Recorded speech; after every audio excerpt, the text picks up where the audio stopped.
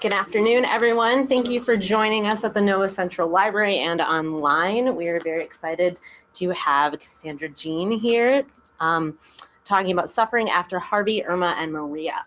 Cassandra is a third-year PhD student with the NOAA Center for Atmospheric and Meteorology at Howard University in the Department of Sociology and Criminology. As a NOAA experiential research and training opportunity intern, she is working with Vankita Brown and Cindy Woods at the National Weather Service in the Operations Division for the Office of the Chief Operating Officer, assisting with social science research. Her interests include the sociology of poverty, of suffering, social and global stratification, and decision sciences. So please join me in welcoming Cassandra.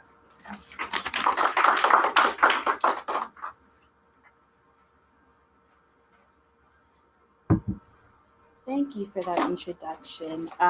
Again, my name is Cassandra Jean, and I am a third-year doctoral student at Harvey University in the Department of Sociology and Criminology. And I will be presenting on my dissertation topic, looking at suffering after the 2017 hurricane season, focusing on Harvey, Irma, and Maria. I'll be doing an analysis on the emotional and socio-political impact of the hurricane season. So the motivation for this study, my family is from Haiti, and so as we know, in 2010 there was a catastrophic earthquake there, and so I had a lot of family members that were still over there, and looking at how my family in the States dealt with not hearing from family members, not knowing if anyone was okay. We weren't able to get in contact with anybody for about 2 weeks, looking at the levels of emotional distress and the way in which we tried to figure out different ways to understand what was happening both in Haiti and with our family altogether. Looking at that kind of sparked an interest in the way in which we respond to situations that happen to us. And so from there, I had friends and family members who were also impacted by the 2017 hurricane season. I had one friend who her mother was in St. Thomas, and she wasn't able to hear from her for about 2 to 3 weeks. And so me being there as like a support system, I noticed how like her health was deteriorating a little bit, and she was like prone to crying, the different stress levels that she had because she wasn't able to come in contact with her family. And so this sparked an interest in the way I understood how we understood suffering and the way that we coped with situations that we were met with. And so this sparked an interest in this dissertation proposal. So we will go through the background and purpose of the study. These are all the objectives of this presentation today. We will go into the previous research, looking at what people have done with their previous research and literature reviews. I'll go into research questions that I came up with after reviewing the literature, the methodology that I chose to do to research my interest, some preliminary results, implications, limitations, and then the next steps that I would like to do after this research. So a little bit of background. Hurricanes Harvey, Irma, and Maria were 3 of the costliest hurricanes in United States history that occurred between August and October of 2017. This is all after Hurricane Katrina, which was the most costliest in US history. There was billions of dollars in infrastructure and property damage. There was a lot of mental health issues, political unrest, and high casualties. Specifically, I'll be focusing on disaster victims from Houston, the Houston Beaumont area, Puerto Rico, and the US Virgin Islands. So what is suffering? So suffering generally encompasses the physical, psychological, and existential, or the spiritual sentiments that a person may experience after an event. And so with suffering, we look at the ways it may manifest. So how people are making their decisions, how they deal with their extreme stress or grief, the way in which they may normalize their situation, or the way that they may cope with it. So some examples of physical suffering may look at nausea, stress, dry mouth, difficulty sleeping. The psychological suffering may look at if there's levels of depression, anxiety, if people are worried, if they feel guilty about their situation. And then the existential or the spiritual suffering may look at if there's a presence or a lack of spiritual peace within an individual, and how they use that to guide the way in which they may operate in the world afterwards. So there's different levels of suffering, which I would go into in the next slide. But one of the main levels of suffering that I will be focusing on is the extra human nature suffering. And this looks at how hazards or man-made disasters or natural disasters may impact levels of suffering on an individual, a state, or the country as a whole. So the sociology of suffering, what is it? So as I said before, suffering looks at extreme loss, grief, how we may internalize our situation and what we do with it. With the sociology of suffering, it looks at different institutions and the impact that those institutions have on the individual. So institutions meaning the social institutions, how we interact with one another, the political institution, how policies may impact an individual or a region or the country, and then economic institutions, so financial issues, how we're separated by class, and what that looks like for the individual. So von Weiss in 1935 spoke on the 3 levels of suffering. The individual suffering, so how we as a person solely take on our situation and how we may deal with it. Social suffering, so us as a community, what does suffering look like as a whole? And then the extra human suffering, which I spoke about before, the impact of natural disasters or anything that's outside human nature that may impact levels of suffering. Castle defines suffering as this distress brought about by the actual or perceived impeding threat to the integrity or continued of the whole person. So perceived meaning it may not be a huge thing to everyone else, but personally, you may be internalizing your situation different than the next person, even though you guys may have experienced the same thing. So if we all experienced Hurricane Harvey, but I took it more personal, that's my perception of the situation, and then what I do with it may impact the way that I recover, may impact what I do in general, like how I interpret my situation and what I do moving forward. Wilkinson looked at suffering and connected mass media. So he looked at representation of suffering. So we may see the ads for war victims or people that are in Syria, how they're dealing with political unrest. And so we're seeing these images of people suffering, but how does the public interpret those images? Have we normalized it? So like if we're seeing all these,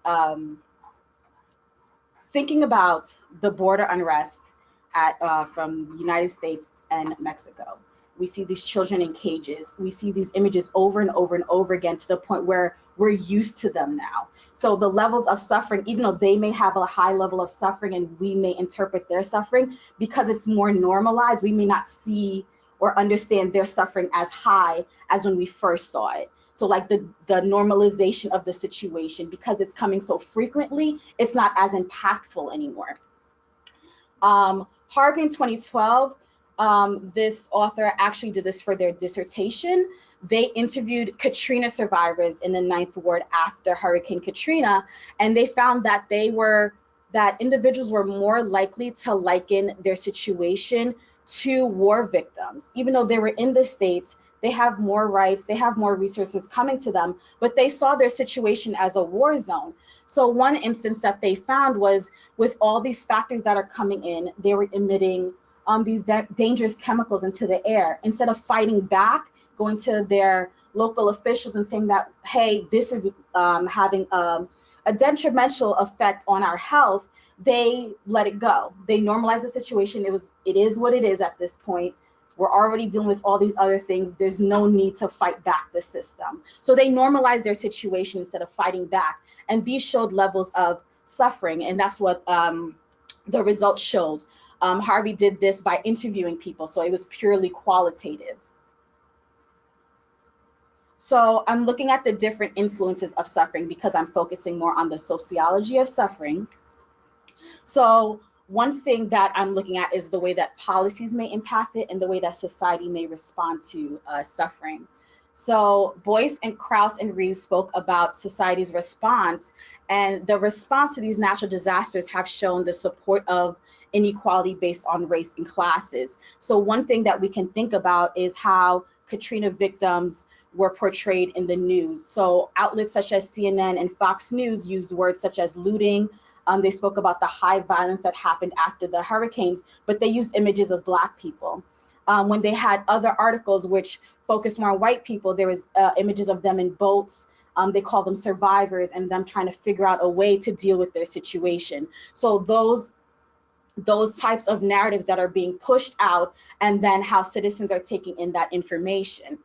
Gould and Lewis spoke about the way in which environmental distributions mimic environmental class lines. So they were saying that if environmental distributions proceed along class lines, we expect environmentally rich individuals to be richer, environmentally poor individuals to be poorer. So they're less likely to get more resources based off of how much taxes they're paying, or they may not have any insurance. They may not be able to afford the insurance. These are different things that may impact poverty levels. Lastly, we look at the housing market and the housing policies and how that is all encompassed in levels of suffering. So we see that working and middle class individuals along with minorities in segregated areas, they're more likely to encounter higher insurance rates but lower housing markets. So they may be able to buy houses on the coastal lines, but their insurance may be so high they may not be able to recover after any storms, if there's any rise in sea levels. So even though they're able to be property owners, they may not be able to upkeep their current position or their household or anything like that because of the levels of insurance. So there's this inequality there that's all impacted, and there's different policies that have an impact or an influence on these things.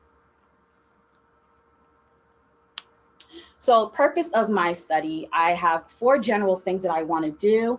I want to examine the role of macro level policy, so the federal policies that happened before and after hurricanes Harvey, Irma, and Maria.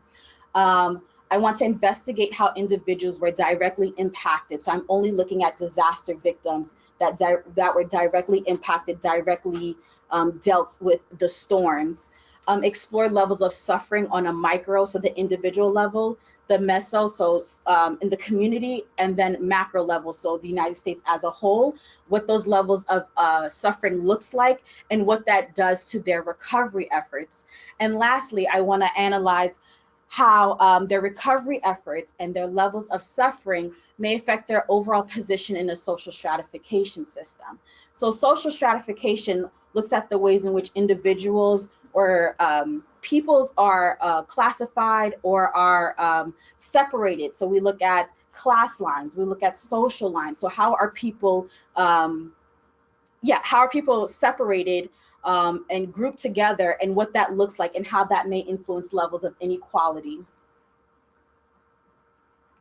So looking at all the literature, I came up with a conceptual model. So my hypothesis is that I believe that social vulnerability, which includes how many people are in the house, where is the house located, socioeconomic status, education levels, resources, how all of those things may impact suffering, and then what does that suffering looks like for their recovery process.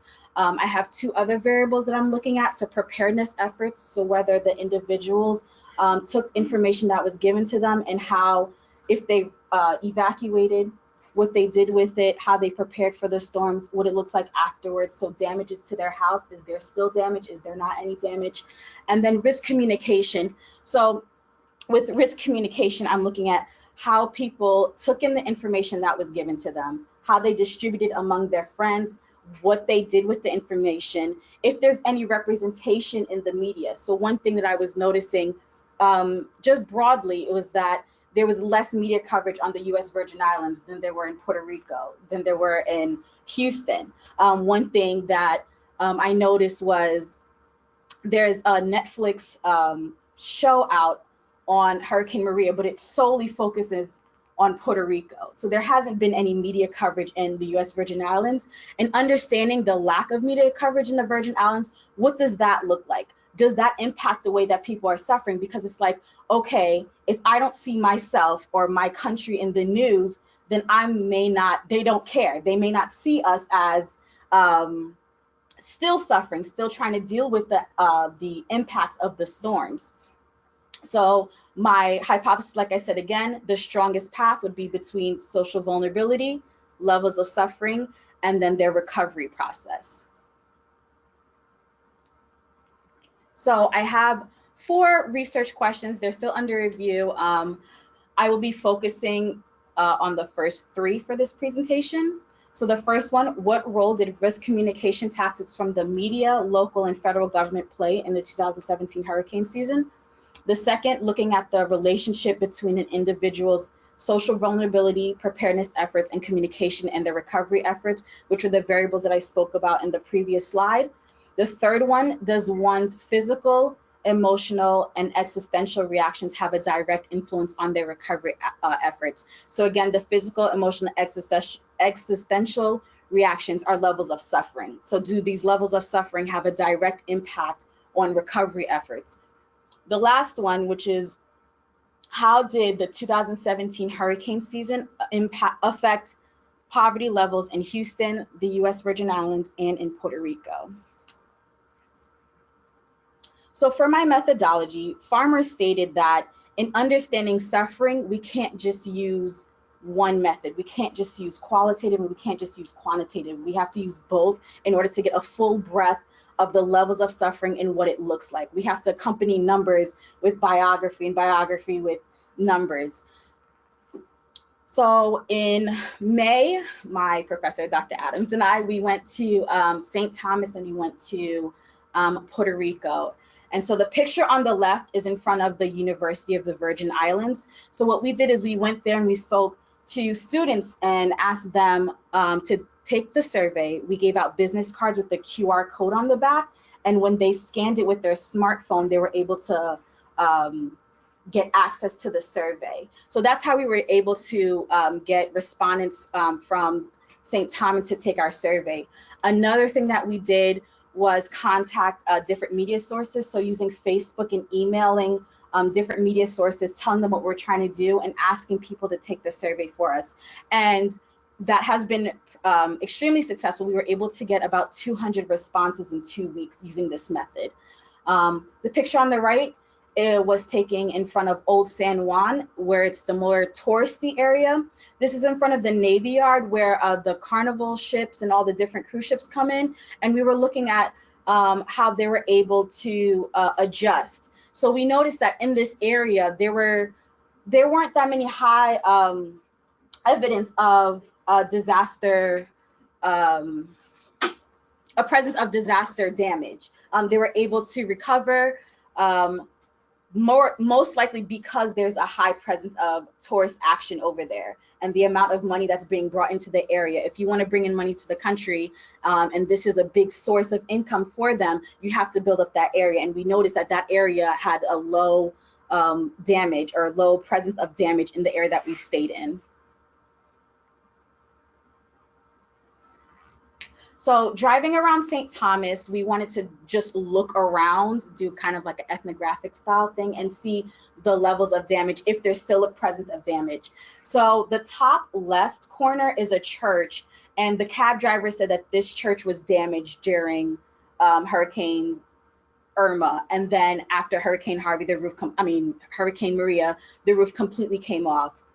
It's still damaged. I don't think anyone has gone in to do any repairs in this church.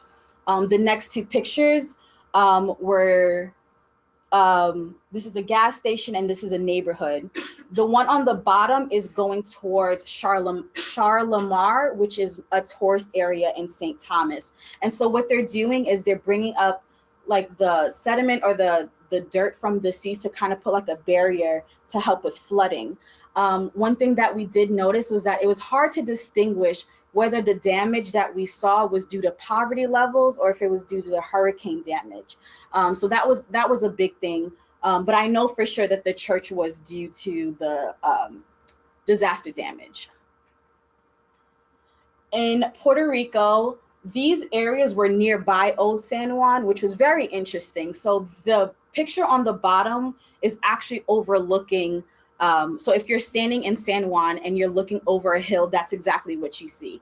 In this area, there's an extremely high poverty. As you can see, there's still blue tarps around. And in the far back, there's a greenhouse that does not have a roof.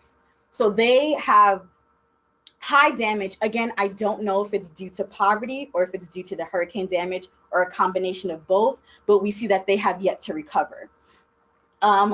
In the top two pictures, the one in the left and the one in the middle, that was in Caguas, in Luisa. So Luisa is along the coast on the western part of Puerto Rico, and there is a high level of poverty. Again, we couldn't tell if these were due to hurricane damage or poverty levels. We didn't go out to speak to the people.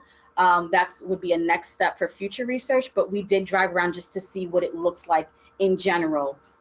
The picture on the far right is a tree that actually fell down after the hurricanes, and they painted it with the Puerto Rican flag, which I thought was extremely powerful.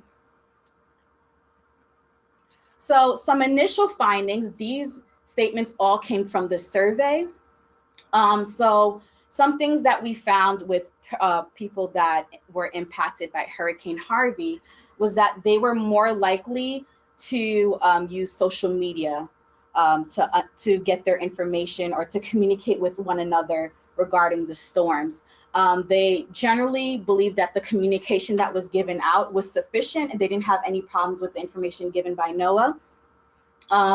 One person said that it wasn't the weather information that we were lacking, it was the information regarding resources, rescue vehicles, etc. So more on a local level, they had issues, but on a federal level, they didn't have any issues regarding communications.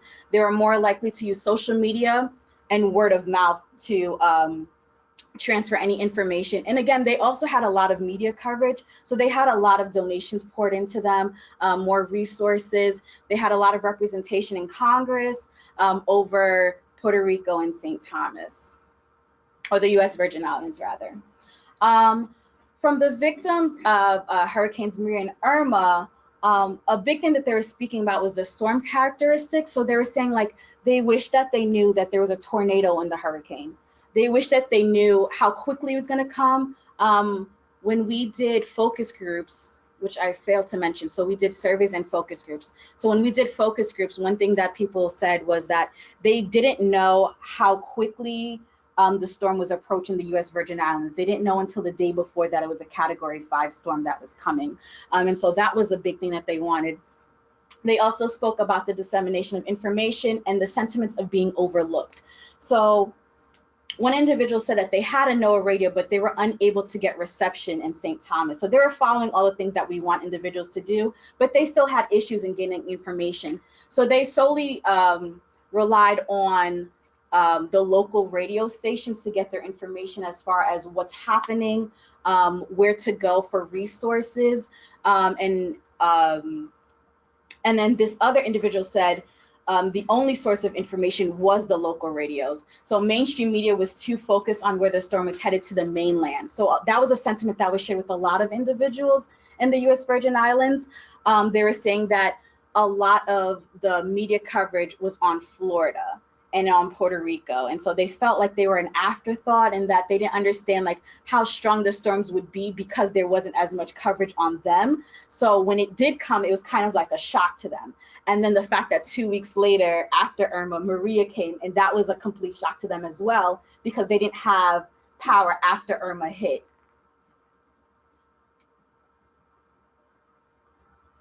So what I did as far as suffering, I used 3 different scales to measure the 3 aspects of suffering: the physical, the psychological, and the existential.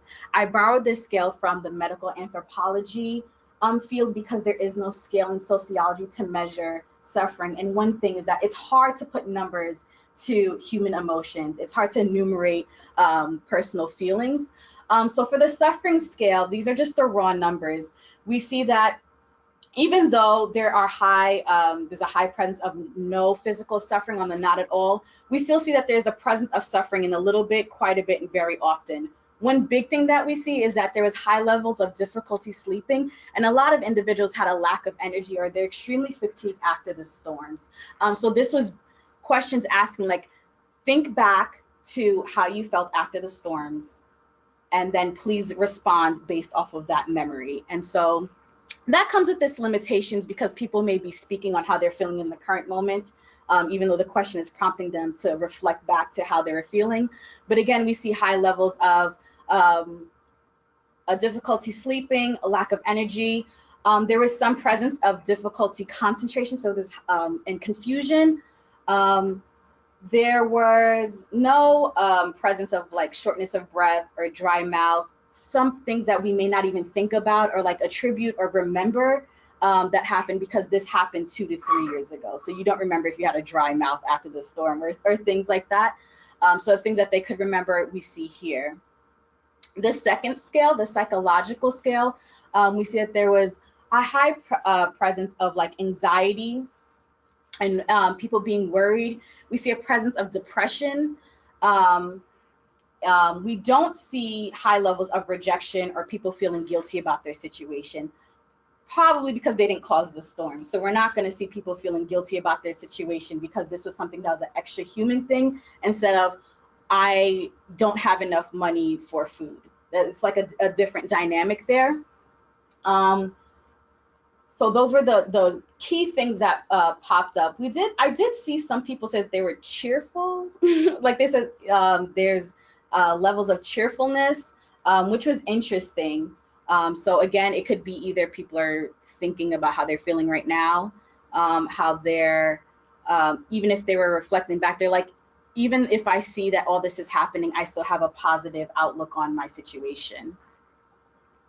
The last one, the existential suffering scale, a lot of people did not suffer spiritually. So what's interesting about that, I asked questions on religion. So I want to see if there's a relationship between if there's more religious people that took the survey, and if this is the reason why there wasn't a high level of spiritual suffering. So if you believe in a higher power, you're more likely to put all your worries on that instead of on yourself personally, and because you have that, you may not be suffering in that aspect. But these are things that I'm going to look at even more when I continue my analysis and get more responses. So the implications of my study, I believe that it's crucial to understand the public's response to this, and understanding the socio and the psychological ramifications of disasters. One thing that we know is even though there are high casualties and there are property damage, how are people dealing with it? Like how are we maintaining and understanding that there are going to be more storms like this? So how are people going to deal with these storms over and over and over again? So if there's high levels of suffering, people may not be willing to even deal with building up their houses again because it's going to get knocked down again. They may say, I'm not going to get any money from the government, so why would I use all the money that I do have to fix everything that's going to happen if my house is going to get knocked down again? Or I have all these people in my house, I have to feed them, I have to make sure everybody's okay, I have to send them to school, I have to do all these things, so I can't worry about all these extra things to deal with. And so we have to understand what these storms that are going to be reoccurring, what this looks like to the individual, because in turn that will impact the way in which they take any information that NOAA may give out to them. So even though the information given out may be accurate, if individuals are not taking that information because of whatever feelings that they may have, there will be a disconnect. Another thing, I'm hoping that this could advance scientific knowledge on how people perceive their personal susceptibility, their perceptions, and how that influences their disaster response behaviors. And then again, the emotional and the psychological toll that natural disasters have on individuals. I hope that understanding this and sharing my results, it could assist with emergency and decision support personnel, better with preparing for these disasters. So if you want to go in and help these individuals, you have to understand where they are emotionally, where they are psychologically, and how they're dealing with the information, because they may not want your help because they're dealing with their own personal issues. And so hopefully this will be able to improve any mitigation efforts and to understand the impact that the storms may have while they're happening. So some limitations that I have or that I found was one, the difficulty enumerating subjective feelings. So again, I'm using numbers, but it's hard to put numbers to human feelings. You can't say like out of 1 to 10, like how bad are you feeling today? We may have different levels of or different interpretations of what 10 is and what 1 is. Another thing is that this study is conducted 2 to 3 years after the hurricane season. So with that, like I said before, they may be responding based off how they're feeling at the current moment instead of reflecting back to how they're feeling at the storm. I excluded friends and family members that were in the mainland or who weren't directly impacted because I wanted to solely understand what the storms or how the storms impacted those that were directly impacted. For future research, I do want to look at the periphery and look at how family members dealt with the storm. Again, how my family dealt with understanding that we had family members that were suffering from the earthquake in Haiti. So I want to look at how family members looked at it, how friends dealt with it. I did not consider those in Florida, even though they were impacted by Hurricane Irma. They didn't receive as much media coverage as Houston, Puerto Rico, and the U.S. Virgin Islands. One big thing was the language barrier in Puerto Rico, so we were unable to recruit as many people to take our survey, even though the survey was translated to Spanish. So they had that, but trying to ask people to take our survey without a translator is hard. So that's one of the things that we're working on right now. A big thing is reaching a lot of fragile populations on the islands, right? So reaching people in the mountains that may have had a completely different experience than those that were in Old San Juan and the more touristy areas that were able to get power quicker than those in the mountains. And the same thing for the U.S. Virgin Islands. It's also mountainous countries. And so we weren't able to go into the mountains. We didn't contact or interview homeless populations, and we also didn't contact any individuals who may not be able to read. So if they can't read, they can't take the survey. But I hope to do more qualitative work with them, so interviewing them or having like focus groups with them so that their voices can also be amplified and so that they can be included in the study, because I feel like they have a lot to say as well.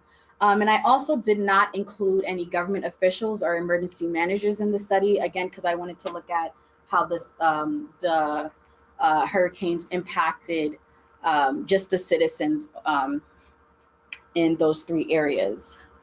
So the next steps for the current research, I want to look at suffering and how that may look across social positions, so across region, socioeconomic status, across race, see if there's any difference.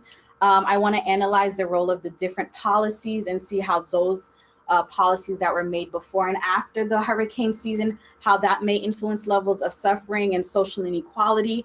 And then I also want to look at the religious aspect and the existential scale and seeing if there's a correlation there with the levels of suffering from that scale. So that is the end of my survey. I do have some acknowledgements. So this project was funded by the NCASM Educational Partnership Program. I also want to give acknowledgements to Doctors Vankita Brown and Leticia Williams for helping me with my NERTO, and then also my advisor, Dr. Terry Adams, for helping me with my research. So that is it.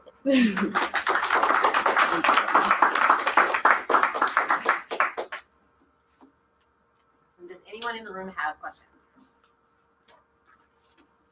Yeah.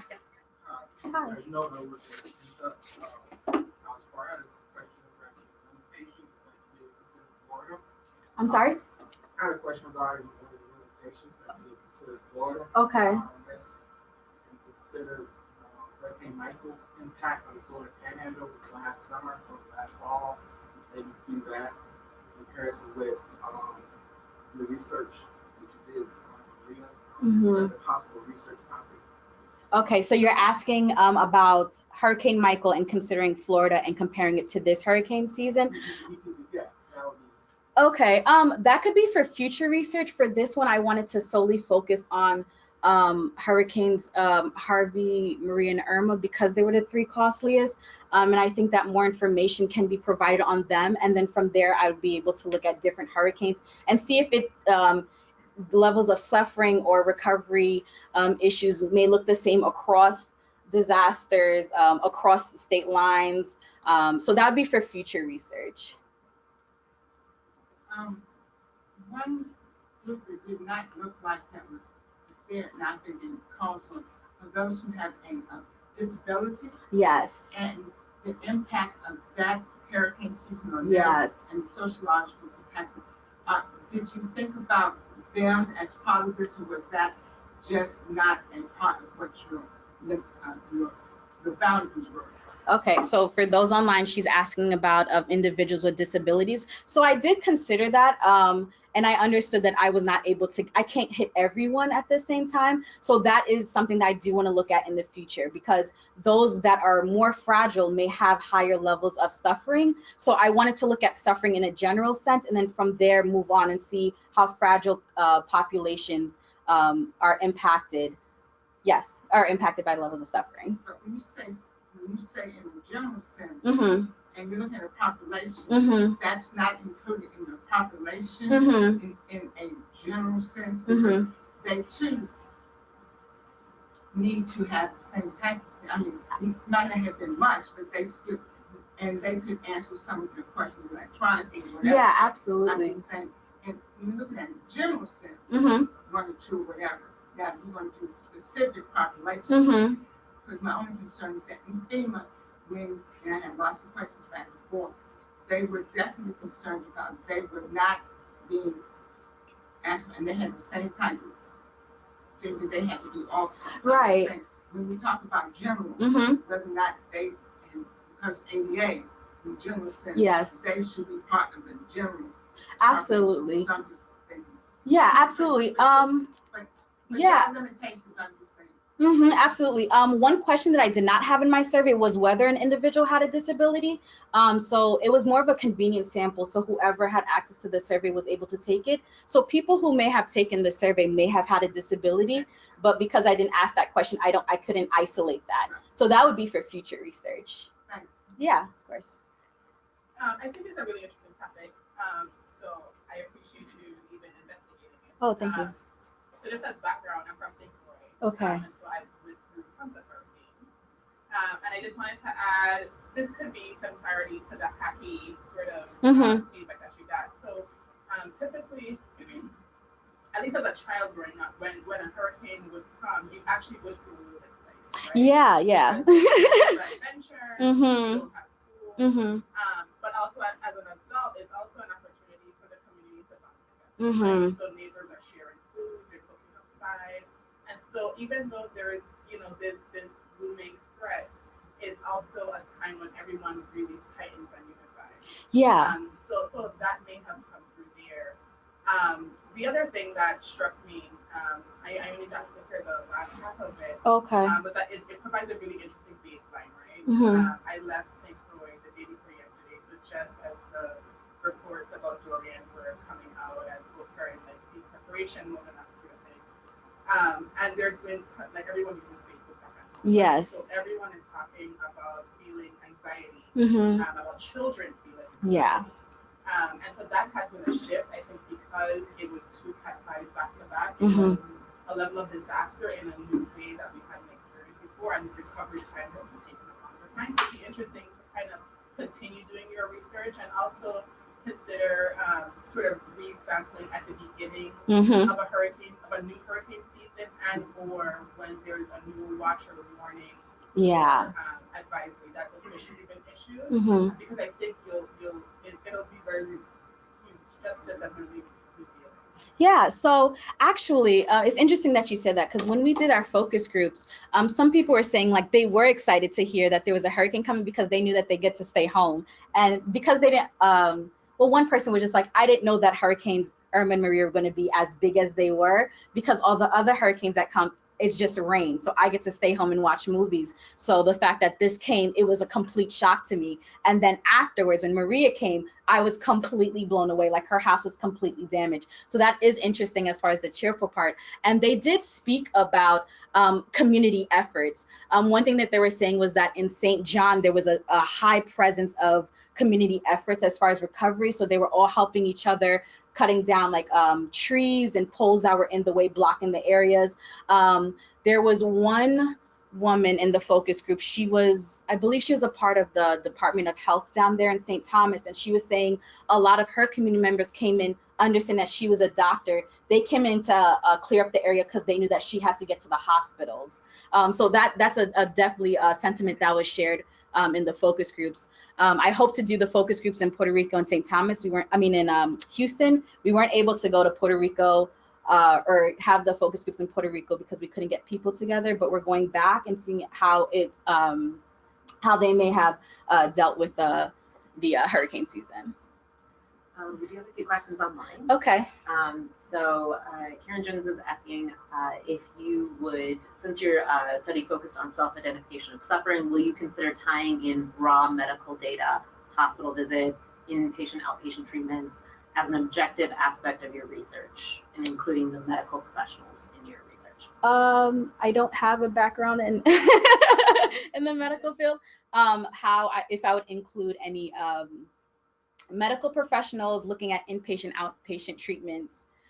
So that's kind of like on the outscopes of what I'm looking at. Mine is more focused on the sociology of suffering. What she's asking about is more focused on medical anthropology. So I did use the scale from that discipline, but as far as like the inpatient, outpatient thing, I think that's kind of on the outscopes of my studies. But that is definitely an interesting perspective. So secondly, kind of continuing the health aspect, was there a metric on the health of the community after the impact? If there was there any data on that can inform on community health before impact? I'm not sure about that. When I did do my research, I saw that in the U.S. Virgin Islands, they did their own assessment, and they noticed that there's a high level of PTSD among elderly and the children. So I'll be referring to that. As far as the health of the community, that's all the information that I was able to find regarding that. A few comments. Okay. One saying from St. John, saying that about communities coming together is very true. Okay. And we have someone from Puerto Rico who is suggesting visiting the East Coast of the island, as people in that community were isolated for 2 months at least. Absolutely. After that. Yeah, that's some of the things that we're trying to do. When we went down to Puerto Rico the first time, we only drove towards the coast area, and then we went to Caguas, which is the more mountainous area, and it's more affluent over there. But we definitely do want to hit all the areas that were largely impacted by the storms. We have a list of towns and areas. I can't think of them right now, but we do have a list of town areas when I asked someone from Puerto Rico where the damage hit the most. And so we're going to try and hit that when we go back to Puerto Rico and see if we could ask people to participate in our focus group and to take the survey so that they're also included in the study. Any more questions in the room? By sponsoring this work, do you notice NOAA have an organizational strategy for using the knowledge that you create from your work? I'm hard of hearing, sorry. By sponsoring this work, does NOAA have an organizational strategy for using the results that you produce?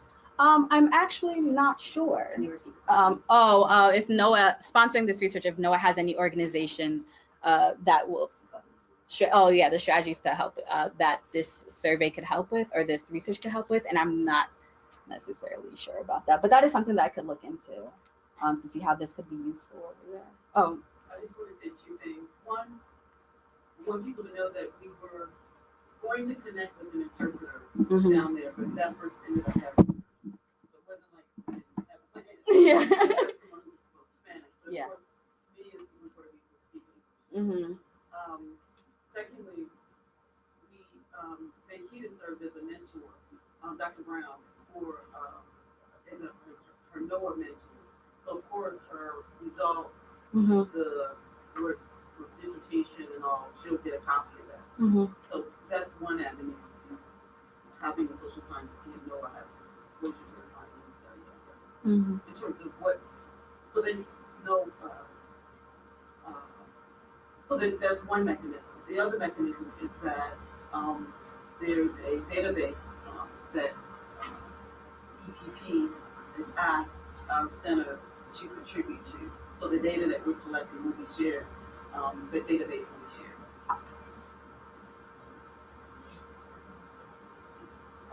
First, great presentation about a really interesting topic. Really good. So I had a question about, you kind of threw up a conceptual model in one of the first slides. Yeah, I can. And it talked about social vulnerability, and the other ones were risk communication and Yes. preparedness. Yes. Contributed to suffering. Yes. And I guess my question is, I think that social vulnerability probably influences the preparedness and the risk communication quite a bit. So I was wondering, did you make any efforts to kind of, I guess, separate out those effects, like to kind of isolate the effect of social vulnerability versus preparedness versus risk communication? Yeah, so he was, so he was asking if I separated the variables as far as social vulnerability, preparedness and efforts, and risk communications, because they're all interrelated. So I do want to look at the relationship between those variables and see how that may impact it. Based on the literature, all of these things are connected somehow. So yes, you're good. Yes to your question. I am trying to see how each of these things in isolation and all together impacts these levels of suffering and recovery. Thank you.